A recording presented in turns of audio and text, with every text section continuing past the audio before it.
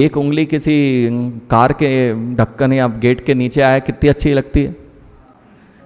अब वेदना का वेदन करना पड़ेगा, तब तो समझ में आएगा कि क्या दुख होते होंगे उसे। कभी अगर किसी को डंक लगाओ, मधुमक्खी का बरैया का ही लगाओ, तो क्या वेदना होती है। और अगर किसी को बिच्छू ने काटा हो, क्या वेदना होती है। वहाँ तो मात्र माँ भूमि का स्पर्शन मात्र करने से जब गिरता है जीव, तो 1000 बिच्छू एक साथ काटने की वेदना होती है। कैसा उचकता होगा, क्या दिखाई देता होगा, क्या सुनाई देता होगा, क्या वह कुछ विचार कर पाता होगा। और कितनी अच्छी सुगंध, मत छोड़ो ये डीओ और मत छोड़ो ये परफ्यूम,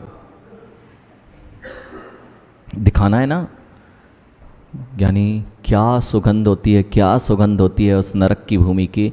माँ पता है, अगर बहुत गंदी स्मेल हो ना तो बेहोशी आ जाती है, पूरा मस्तिष्क खिल जाता है। कभी आपने घी बनाया, घृत बनाया, घृत जब अंतिम चरण पे होता है, उसकी बहुत गंदी, और वो स्मेल कई बार उल्टी दिलाती है। याद आ रही है। घृत में बहुत, जब अंतिम स्टेज, जब मरी निकलने का समय आता है, तब बहुत ज़्यादा उसमें से ऐसी तीव्र गंध आती है, और उससे अगर कोई सूंघे ना तो ऐसा लगता है कि उल्टी हो जाए। जब, और जहाँ पे गंदगी पड़ी है तुरंत नाक बंद करके भागते हो, कैसी ग्लानि होती है। और पशु का कुछ पड़ा हो तो कैसे भागता है। वहाँ का एक कण, माँ जो एक कण है, यहाँ यदि पृथ्वी पर ला दिया जाए, उस कण की दुर्गंध से योजनों के जीव मर जाएं। इतनी तीव्र गंध उस नरक की भूमिया की होती है। किसी को गलित कुष्ठ हो जाए ना, गलित कुष्ठ हो जाए ना, तो उसके पास बैठ नहीं सकते लोग दूर दूर तक। और जो निंदा कर रहे हैं मुनियों की, घोर घोर घोर निंदा करने में लगे, केवल यही काम है, कुछ काम ही नहीं है। ऐसे लोग हैं भैया, अभी अपने बीच में ही हैं, यानी संसार में ही है, उनका काम ही ये है। जब कर्म उदय में आता है ना माँ, तो दूर दूर तक उनके पास जाने के लिए भी कोई नहीं मिलता है। इसलिए बहुत सावधानी से जीवन चुकाना। कोई भगवान नहीं दे रहे, कोई भगवान रुष्ट नहीं हुए, कोई प्रभु रुष्ट नहीं हुए। आपकी कर्मों की यह विचित्रता ही आपको यह सब विचित्रता लाती है। ठीक है, तो यहाँ पर आनंद आ रहा है यात्रा में। शूली पर चढ़ाना, आदि रूप तीव्र दुख को सहन करते हैं। तथाचा उत्तम, और भी कहा गया है, आगम प्रमाण दे रहे हैं। अब देखो, अपनी बात की पुष्टि करा लेना चाहिए।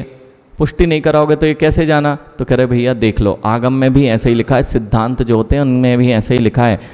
अच्छिन्नी मीलन मित्तम ऋत्ति सुहम दुखमेव अणुबद्धम णिरयेणेरयाणम अहोण संपच्यमाणाणम। चलिए, अब यहाँ क्या कह रहे हैं। नरक में रात दिन दुख रूप अग्नि में पसते हुए, बिल्कुल जैसे आपको फुर्सत नहीं मिलती ना, दिन रात लगे रहते हैं, ऐसे ही उनको भी दुख से फुर्सत नहीं मिलती, दिन रात लगे रहते हैं।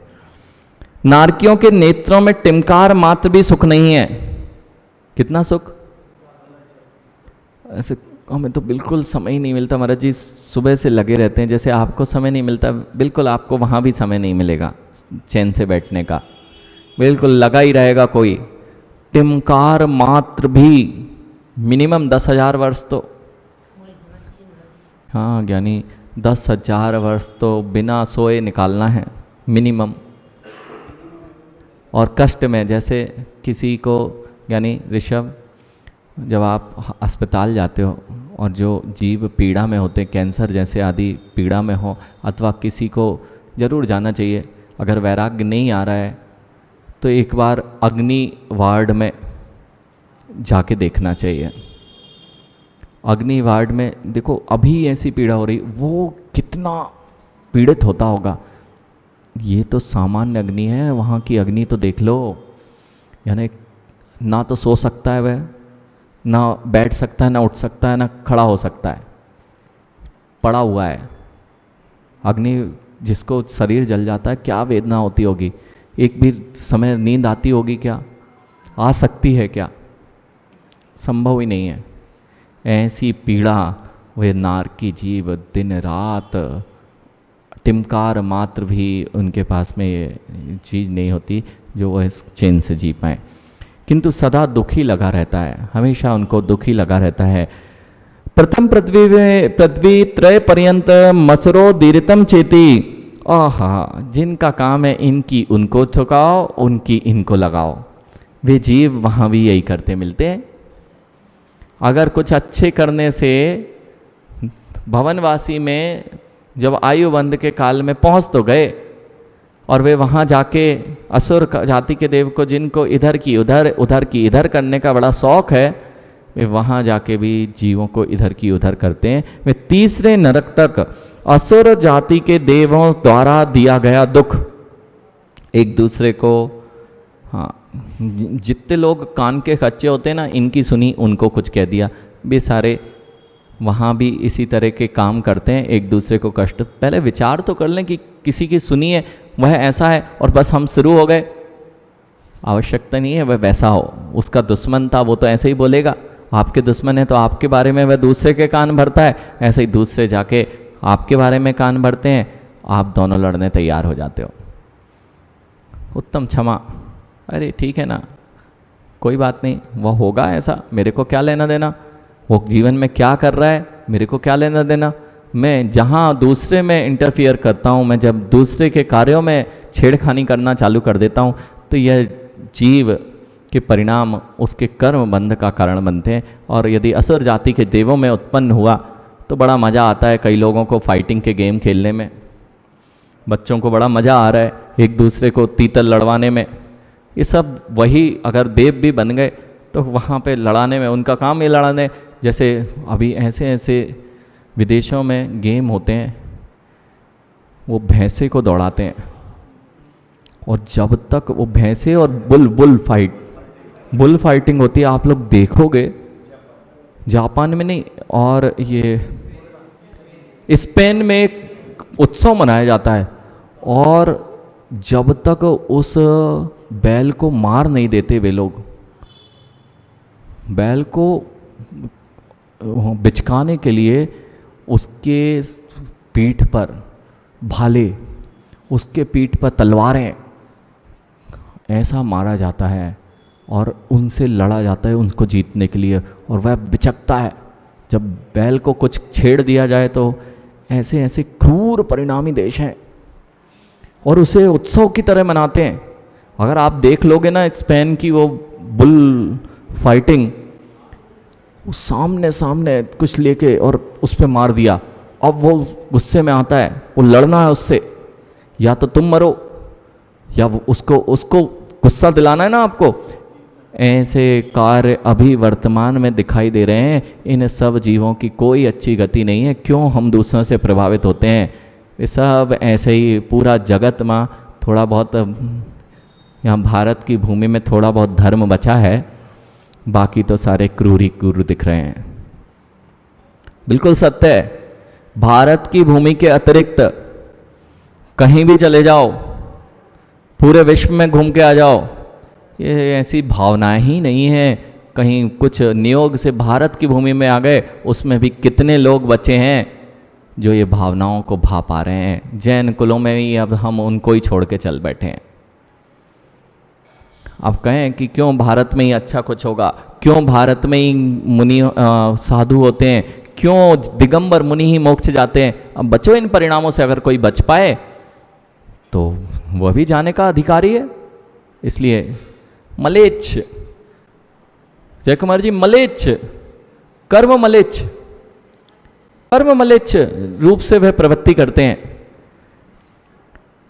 एवं ज्ञातवा, इस प्रकार जानकर, ज्ञात हुआ कुछ, कल्पना है ना सब, यानी अभी भी नहीं समझ पाए कि अनादि से काल कहाँ व्यतीत किया है, ऐसा ही तो काल निकलता गया है। एवं ज्ञात्वा नरक दुख विनाशार्थम, इसलिए नरक के दुखों के विनाश करने के लिए भेदा भेद रत्नात्रय भावना कर्तव्या। मैं किस दिन मुनि बनूं? अभी भावना की बात कर रहे हैं। भेदा भेद रत्नात्रय भावना, भेद और अभेद रत्नात्रय धर्म मेरे अंतरंग में कब आएगा? मैं कब मुनि बन के वह साधना करूंगा? यह भावना अगर करोगे तो इन नरक के दुखों से बच जाओगे, नहीं तो कोई उपाय यहां पर और दिखाई नहीं दे रहा है कि आप इनसे बच पाओ। अब कितने लोग भावना भी नहीं कर पाते, बोलो तो कहते हैं ये कोई अच्छी चीज है क्या?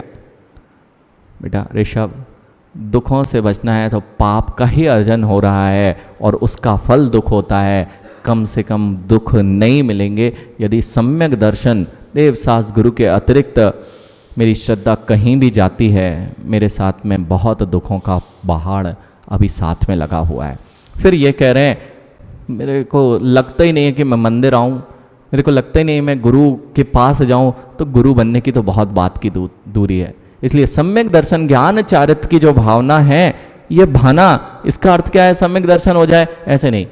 रत्नात्रय धर्म वो किसके पास होता है?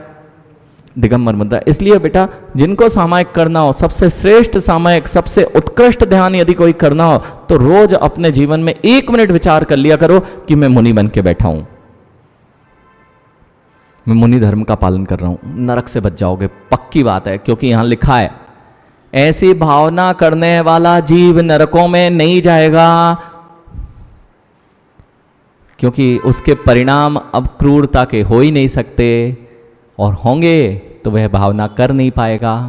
इसलिए अपने परिणामों को संभालें और ऐसी अशुभ गतियों से अपनी रक्षा करें, यही उपाय है।